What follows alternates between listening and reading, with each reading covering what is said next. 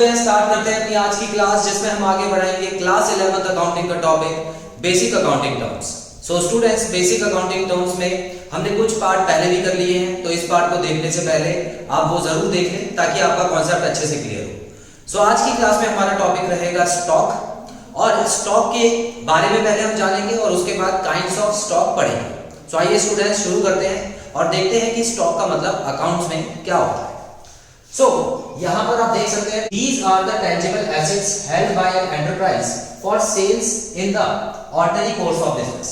So students, जितनी भी tangible assets होती है, अब tangible asset आपको पता है जिसको हम देख सकते हैं, छू सकते हैं, और जो एक एंटरप्राइज अपने पास रखती है और एक साल में या जो भी अकाउंटिंग पीरियड है उनका, उसमें बेचने की कोशिश करती है। इसमें एक चीज नोट करने वाली है students, held by an enterprise, मतलब जो एसेट एंटरप्राइज अपने पास रोक के रखती है उसको बोला जाता है स्टॉक। अब इसके बारे में आगे भी बात करेंगे। और बिजनेस और for the purpose of using it in the production of goods meant for sale. तो स्टूडेंट्स, या तो उस सामान को बेचा जाएगा, पहली लाइन का मतलब या तो उस सामान को बेचा जाएगा जो बिजनेस ने बचा के रखा हुआ है, या उस सामान से कोई और सामान बनना होगा और वो बेचा जाएगा। ठीक है, तो ये सभी मिला के स्टॉक हो जाता है। अब मान लेते हैं कि अगर मेरा फर्नीचर का काम है, सो फर्नीचर के लिए मुझे क्या क्या चाहिए होता है, मुझे लकड़ियां चाहिए, मुझे फेविकॉल या कुछ लोहे का सामान चाहिए होगा। तो ये जितना भी सामान होगा स्टूडेंट्स, ये सारा स्टॉक में आ जाएगा, क्योंकि ये फर्नीचर बनाने का काम है। भले अभी फर्नीचर बना नहीं है, लेकिन फिर भी जो रॉ मटेरियल है वो भी स्टॉक में काउंट होगा। इतना क्लियर है? अच्छा, आगे बढ़ते हैं students. Opening stock and closing stock. देखिए, स्टॉक के दो नाम होते हैं बेसिकली, ठीक है ना। इसको आप टाइप्स ऑफ स्टॉक में मत डालो, ये बस स्टॉक एक ही स्टॉक होगा।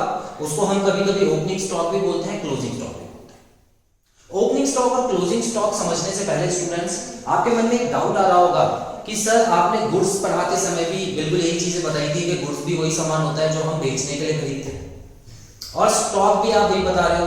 तो गुड्स और स्टॉक में थोड़ा सा फर्क हमको बता दो।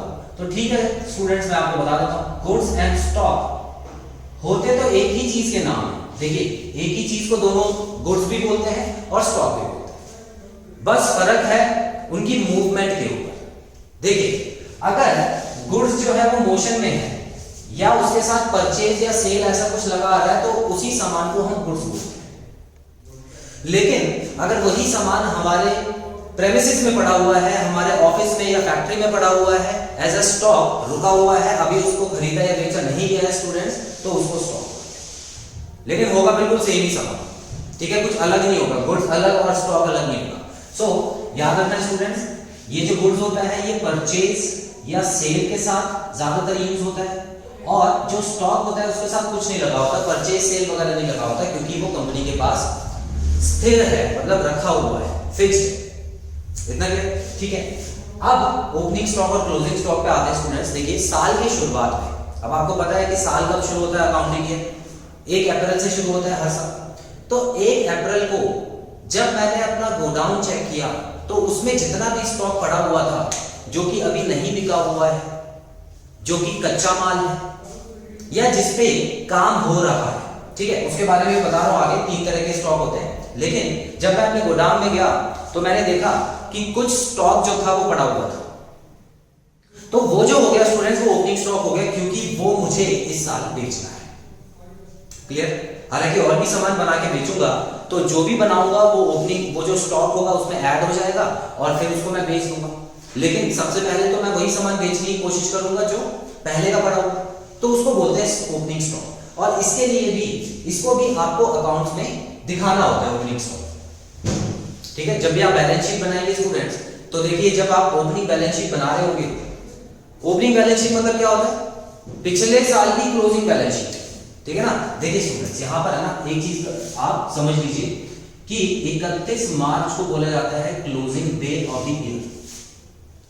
उसी तरह इसी, मान लेते हैं ये साल कौन सा चल रहा है, 2023 चल रहा है, और 1 अप्रैल 2023 जो कि इसका अगला दिन है, इसका अगला दिन है ना। तो जो भी इस समय स्टॉक बचा होगा वही इस समय स्टॉक बचा होगा। अब रातों रात स्टॉक चेंज तो नहीं हो जाएगा। रात में मान लो मैं 12 बजे से पहले बना के सोया भी नहीं, चले 12 बजे, रात के 12 बज गए, मैंने ले दिया इतना स्टॉक और 12 बज के 1 मिनट पे, 1 मिनट तो मैं ज्यादा ही बोल रहा हूं, 1 सेकंड भी, क्योंकि अगला दिन शुरू हो चुका है, क्या स्टॉक चेंज हो जाएगा? नहीं होगा। ठीक है, तो यही चीज आपको बता रहा हूं कि स्टूडेंट्स ओपनिंग स्टॉक जो होगा वो आपको रिकॉर्ड करना है पिछले साल के क्लोजिंग स्टॉक के हिसाब से। क्लोजिंग स्टॉक मतलब साल के एंड का स्टॉक। ठीक है, बड़ा सिंपल है समझना। क्लोजिंग स्टॉक साल जब खत्म हुआ उस समय जितना सामान पड़ा था, ओपनिंग स्टॉक साल जब शुरू हुआ उस समय जितना सामान पड़ा था। तो पिछले साल का जो क्लोजिंग स्टॉक होता है वो इस साल के ओपनिंग स्टॉक के बराबर होता है। लेकिन इस साल का जो क्लोजिंग स्टॉक होगा, मतलब जो अब साल शुरू हुआ है वो तो अलग होगा ना, वो तो समान नहीं होगा, वो तो इक्वल नहीं होगा। सो मैं यहां पर क्या लिखूंगा कि जब मैं पहुंचूंगा 31 मार्च 2024 को तो उसको क्लोजिंग स्टॉक भी बोला जाएगा, मतलब उसको भी क्लोजिंग स्टॉक बोला जाएगा। इसको तो बोला ही गया था, इसको भी क्लोजिंग स्टॉक। तो हर साल के हिसाब से ओपनिंग और क्लोजिंग एक एक बार जरूर होता है। ठीक है, दो बार में कंफ्यूज मत करना। देखिए इस साल में एक बार ओपनिंग आया है, एक बार क्लोजिंग आया है, बस कंफ्यूज होने की जरूरत नहीं। आगे देखते हैं काइंड्स ऑफ स्टॉक। अब यहां पर हम बात करेंगे कि स्टॉक जो है वो कितने तरीके के होते हैं। बड़ा सिंपल है स्टूडेंट्स, 3 तरह के होते हैं। कितने? 3 तरह के होते हैं। अब ये 3 तरह के क्या होते हैं? देखिए मेरा काम है लकड़ी से फर्नीचर बनाने का, तो 3 तरीके के आइटम मेरे पास होंगे। जब भी मैं फैक्ट्री में जाके देखूंगा तो जो सामान मैंने बेचने के लिए खरीदा है उसके साथ 3 काम हो रहे होंगे। पहली चीज, पहला क्या है, मेरे पास कच्चा माल पड़ा होगा जिसको मैं रॉ मटेरियल बोलता हूं। ठीक है, कच्चा माल पड़ा है जो मैंने मंगवा के रख लिया है, लेकिन अभी उसको किसी ने छुआ नहीं है, अभी उसका सामान बनेगा। तो एक तरह का स्टॉक तो हो गया रॉ मटेरियल। ठीक है, दूसरा तरीका, अब मैंने देखा कि वहां पर कुछ वर्कर्स काम कर रहे थे जो कि प्रोडक्शन कर रहे थे, जो कि लकड़ी का फर्नीचर बना रहे थे, लेकिन वो फर्नीचर बन के रेडी नहीं हुआ था, अभी उसमें काम बचा था, तो वो भी तो स्टॉक है। तो अभी जो वर्कर्स जिस पे काम कर रहे हैं उसको बोला जाता है स्टॉक इन प्रोसेस। तो ये भी हमारा एक स्टॉक हो जाता है। तीसरा कौन सा होगा? ऐसा भी तो हमारे पास सामान पड़ा होगा जो बन के रेडी है लेकिन बिका नहीं है। ऐसा तो नहीं है ना पहले मैं हमेशा पहले बेच दूंगा उसके बाद ही बनाऊंगा, ऐसा भी नहीं होता। मैन्युफैक्चरिंग लाइन में तो कभी नहीं होता। आपको वो सैंपल्स हमेशा रेडी करके रखने होते हैं। ठीक है, तो वही सैंपल्स आप दिखाओगे किसी को तभी तो वो खरीदेगा। कुछ सामान ऐसा भी होगा जो बिल्कुल बन के रेडी पड़ा होगा मेरे पास, जिसको मैं बोलूंगा फर्नीचर, और जिसको मैं बेचने के लिए लोगों को ढूंढ रहा हूं, कंज्यूमर्स को ढूंढ रहा हूं। सो स्टूडेंट्स, ये तीनों तरीके के जो आइटम्स होते हैं उनको हम बोलते हैं स्टॉक। ठीक है, आइए पढ़ते हैं। तो यहां आप देख सकते हैं kinds of stock. First, stock of raw materials. तो मैंने कच्चे माल से फिनिश्ड गुड्स के ऑर्डर पे बनाया है। तो सबसे पहले आप देख सकते हैं कि हमारे पास रॉ मटेरियल आता है जो कि कच्चा माल। For example, cloth to be used for stitching shirts.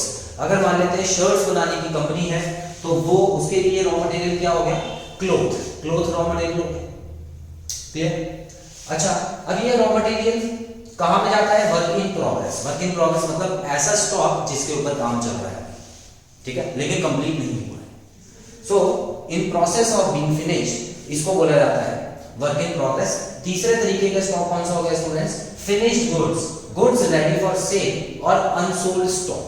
तो फिनिश्ड गुड्स मतलब इसको 2 तरह के नाम दिए जाते हैं, ऐसा सामान जो बिकने के लिए रेडी है, और दूसरा अनसोल्ड स्टॉक मतलब होता है जो सामान अभी तक बिका नहीं है लेकिन आने वाले समय में बिक जाएगा।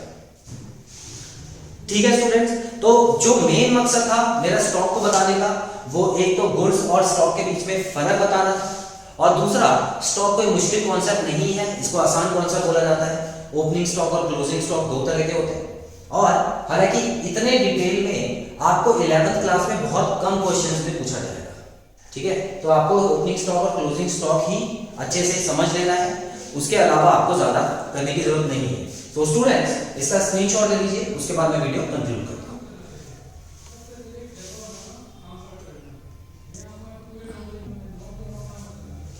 सो स्टूडेंट्स, यहाँ पे खत्म होता है हमारा स्टॉक का कॉन्सेप्ट बेसिक अकाउंटिंग टर्म्स में। आई होप आपको सभी पॉइंट्स अच्छे से क्लियर है और कोई भी डाउट नहीं है। सो बहुत जल्द अगली क्लास में मिलते हैं जिसमें एक और नए टॉपिक के बारे में बात करेंगे। Till then students, take very good care of yourselves, have a nice time, God bless you, bye bye.